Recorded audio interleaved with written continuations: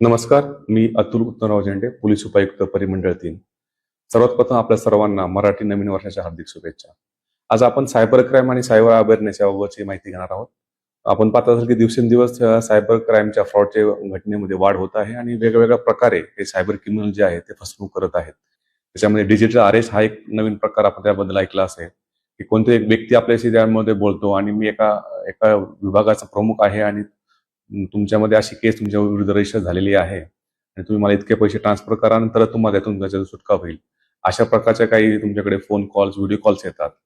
त्याचबरोबर एक शेअर मार्केटचा ट्रेडिंगचा एक नवीन सायबर फ्रॉड उघडकीस येत आहे. त्याच्यामध्ये WhatsAppवरती आपल्याला लिंक दिली जाते. त्या लिंकवर आपण क्लिक करत जातो आणि त्या ठिकाणी आपण एका WhatsApp ग्रुपवर जॉइन होतो आणि त्यातून आपल्याला विविध आमिष त्या ठिकाणी दाखवली जातात इन्व्हेस्टरच्या दृष्टिकोनातून.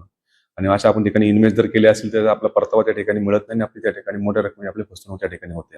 आपले जे काही सोशल मीडिया अकाउंट्स आहेत, आपले काही पर्सनल अकाउंट्स आहेत, या सर्वांवर त्यांची नजर असते. त्याच्यामुळे आपण सोशल मीडियावरती वरती काय पोस्ट करत आहोत किंवा आपण कोणती आपली पर्सनल इन्फॉर्मेशन त्यावर शेअर करत आहोत, याबाबत सुद्धा आपण सतर्क राहणं गरजेचं आहे आणि सोशल मीडियाचा एक नियंत्रित वापर पण त्या ठिकाणी होणं आवश्यक आहे.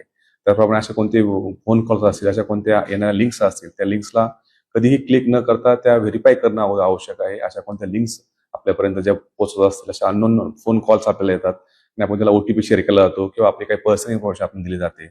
निश्चितपणे आपण डायरेक्टली, इनडायरेक्टली अशा या सायबर क्रिमिनलच्या ह्याच्यामध्ये विळखा देतो.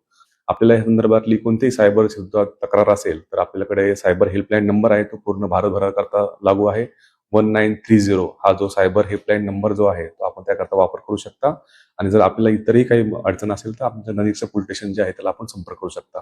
आपण सतर्क राहिल्याने आणि अशा कोणत्याही ठिकाणी रिप्लाय न केल्याने आपण स्वतःची आणि इतरांची सुद्धा आपण त्यामध्ये होणारी फसवणूक टाळू शकतो, असं मला वाटतं. तरी पण मी सर्वांना विनंती करतो की आपण अशा येणाऱ्या सायबर क्रिमिनल्समधून आणि सायबर फ्रॉड मधून आपण सगळ्यांना अवेअर करूया जेणेकरून आपली किंवा इतरांची फसवणूक या ठिकाणी होणार नाही.